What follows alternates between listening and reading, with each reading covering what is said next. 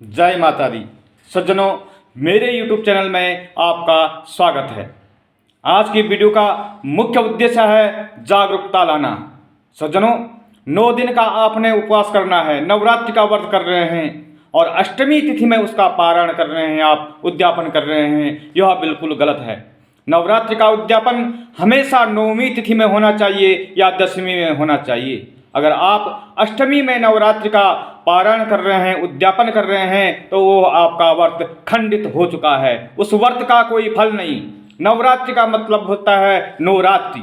आप अष्टमी में किस प्रमाण के आधार पर उसका उद्यापन कर रहे हैं, इस विषय में पंचांगकारों की भिन्न भिन्न मति और भिन्न भिन्न यूट्यूबरों ने जो भ्रम फैला रखा है, उसके आधार पर सभी लोग चल रहे हैं, जबकि मान्य वही है जो हमारे शास्त्रों में प्रमाणित है।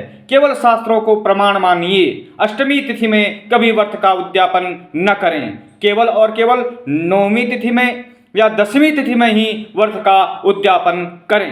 आज तक कोई ऐसा प्रमाण नहीं है, कोई ऐसी बात नहीं आई जिससे यह प्रमाणित होता हो कि नवरात्रि का उद्यापन अष्टमी तिथि में किया जाना चाहिए।